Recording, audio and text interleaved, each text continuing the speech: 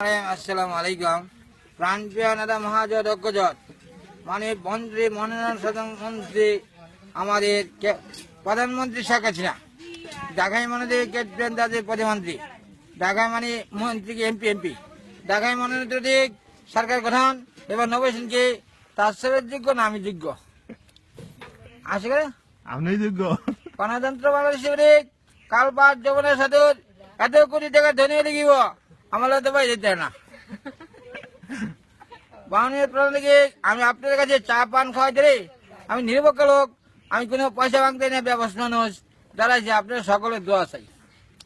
অবশ্যই দোয়া করবো। আশিকেরা বকাতে হলে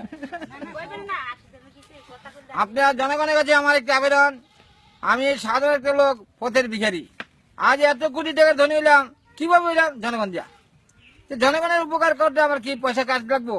টাকা পয়সা মানুষই কামাই করে, মানুষই টাকা আনে। অন্য রাস্তা থেকে কোন এমপিরা খাই না, কোন এমপিরা খায় না।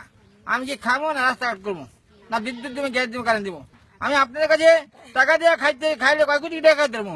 1 কোটি টাকা তো খাই যেতাম না। কেমন খাবো? আমি সরকার থাকবো, আর্মি থাকবো, বিডিআর থাকবো, খালি সরকার আমি সেই এনে দেবো।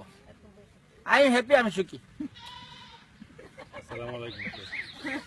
শেষ না তো আরো আছে আর তাকে দেওয়া শেখ গণতন্ত্র বাংলাদেশের মুক্তিযুদ্ধ বাহিনী বাঞ্ছার মধ্যে আমরাই যেহেতু কষ্ট করছে, আমরা রাস্তায় অপমান দিছে, আমরা মারপিট করছে, গালপিট করছে, আমরা কেন সহ্য করেছি? সেই সহ্য করে এখন রাজনীতির ব্যাপারে এখন কাটা ছিল মারা ছিল হয় কেন?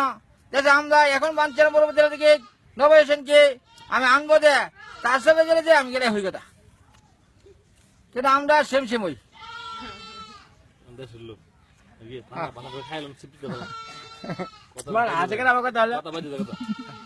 এখন গণতন্ত্র হিসেবে আপনারা আমার পরামর্শ, আমি এত বড় কথা বলছি না, আমি নিরপেক্ষ লোক, আমি দেশের কাজ করতে গেলে কোটি কোটি টাকা আমি হিসাব দিই না, শুধু জনগণকে আমি হিসাব দিই। জনগণের কাছে আমি ওটিপি বই, আমি জনগণের আমি খোঁজ করে দিই সব না। আমি দেশের উন্নতি কাজ করলে আমারই কাম লাগবো, কিন্তু আমার মান্য কোনো কর্ম লাগে যোগ্য হিসেবে। হ্যাঁ হ্যাঁ এটি কোথাও বাংলাদেশ। খুদা হাফেজ।